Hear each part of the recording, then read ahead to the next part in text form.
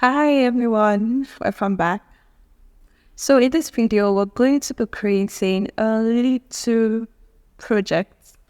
Maybe not a project, just a little something.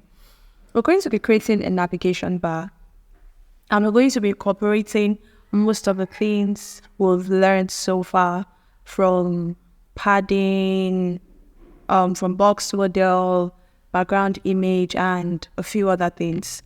So let's get started. I'll create a new file, say nav.html and nav.css.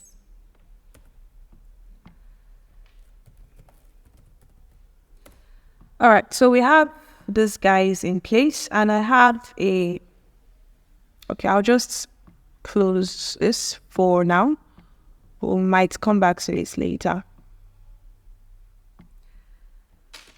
Okay, so I have my setup and we are using external styling. So that is why I have an external page or another file for my CSS. So the need for us to link. So I'll link this to nav.css.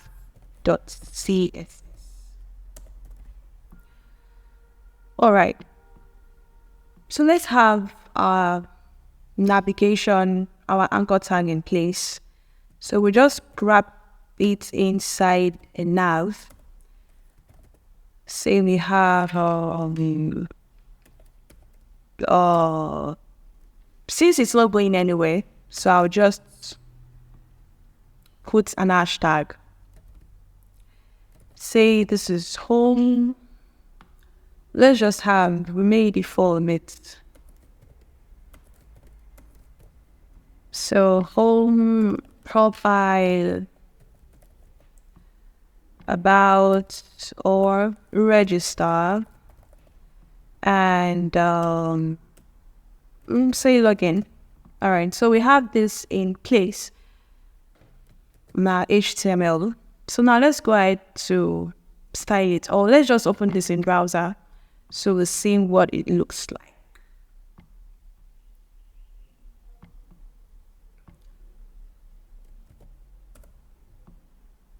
All right, so this is what it looks like, basically. And this doesn't look good in any way. So let's style it. So we're going to remove the underline. We're going to make it look much better. Okay, so let's style our body. We want our body to have a height of 100%, the width of same, and and a margin of 0. We don't want any margin unless the one we allocate to it. So we don't want an unnecessary margin on our page unless the one I give to my element. All right, so now let's style the nav. The nav is a block level element. It is going to take up the entire width available. So let's say we are using a background color of, let's do black. Well, I love black. So you could use any color you want. It doesn't have to be the same with mine. So this is what it's going to look like. It's going to look like this. So the reason why we did not give it a width 100% for it to get to the edge of the screen is because we are using a nav, and a nav is a block level element. All right, so let's increase the height of a nav. We can see that the anchor tags are strongly inside. It is tight, not really. Let's just increase the height of the nav.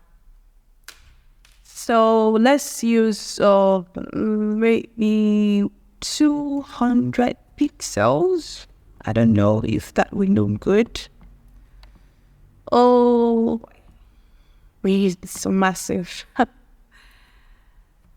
If 200 give us that, I think 70, 80 should be fine. Oh, still massive. I think I'll just use 50. Okay, I think this is better. All right, so we have a height of 50%, 50px for the navigation. Now, we want to style the children element inside navigation. Now, we could just do like this. We could just say a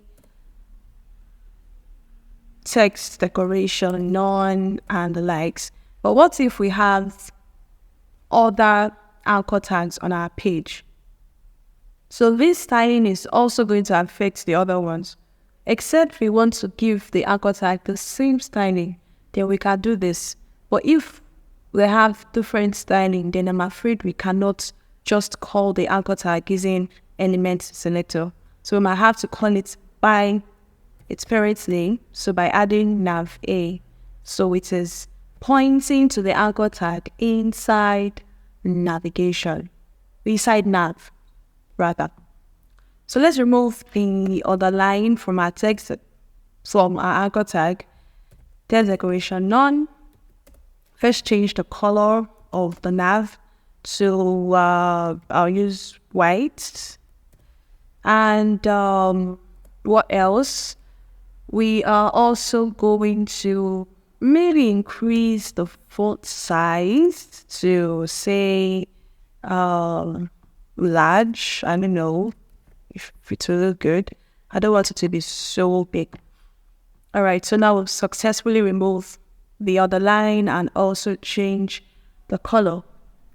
Now we want to move it to, say we want it to be at the center here, or we could also move it to the right, but I think center would be cooler, I guess. All right, so we just go here and give it a text, a line, or center. Now, our navigation is not really looking good yet because it is staying at the top. It's staying at the top. It could just come down here to the middle. Now, there's a way we can do that, but we've not learned that yet. If we were using flex, then that would have been really, we would have just used a particular property to do that. But since we've not done that yet, let's just use another method. So we're going to give it a line height of something. I don't know if you remember what line height does. Line height increases the space between texts. Or let me just give an example. Let me show you an example. So say we have a paragraph, and a paragraph has this bunch of text, and okay, let's just see how it will look on the browser. Now it's going to look like, okay, let me just add more items. Say, okay, we can just do with this to not waste time. So the paragraph, we could give it a line height of, say, 40 pixels.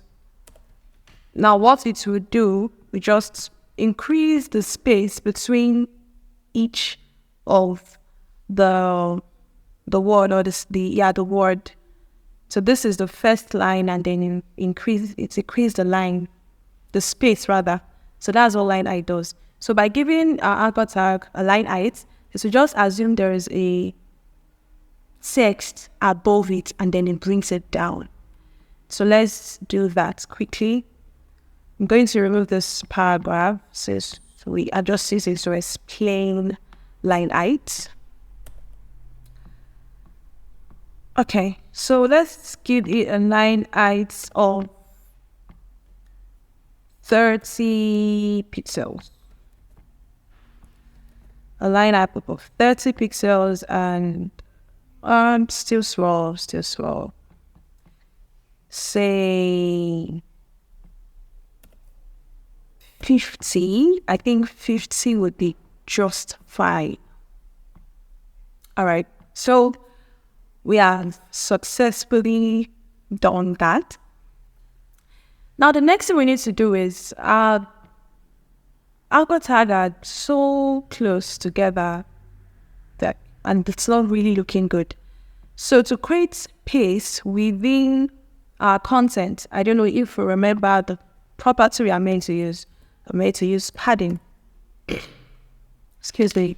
So we can use a padding of 10 pixels to create space around our content. So we can see that now we have space around home, we have space around profile, we have space around register, we have space around login. So we have a space at the top, bottom, left, and right.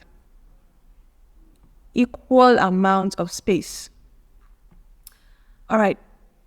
Now we can also do something using pseudo classes. In the previous video, I explained what pseudo classes. Those pseudo classes are used to give our elements a special state. So we want our elements to be in a special state. So we're going to say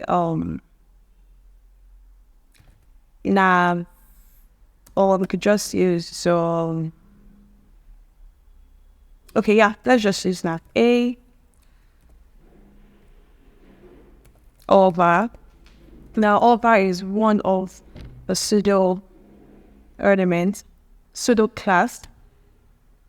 So we want, once we over on the anchor tag, we want it to give us something, maybe a background color, or we want something to change. So let's give it a background color of white and a text of black. So it's like the other way around. So once I over on my anchor tag, I'm going to have a background color of white and a text of white. So I think this is looking like a navigation bar now. Now we are not limited to just background color and color. It could be anything. It could be border. Now we could just comment on this and say we do not want a background color. We want something else. We could say we want border. We want a border. Say we just want a right border. So we want want border right. We want border right. 2 pixel solid black or white. I cannot know. Okay, so once we do that, we're just going to have we're just going to have a border. So I'm just trying to explain that we could use different things, and this is not only limited to anchor tags. We could do this for a text. We could do this for an image. It's not just maybe a box. All right, so we have just successfully added an over effect using a pseudo class over. So once I hover my mouse on these guys, it's going to have a background color of white and a text color of a background color of white and a text color of black. All right, I hope this turns out really, really good. In the next video, we're going to be adding our background image and maybe some text on the image to make it look good.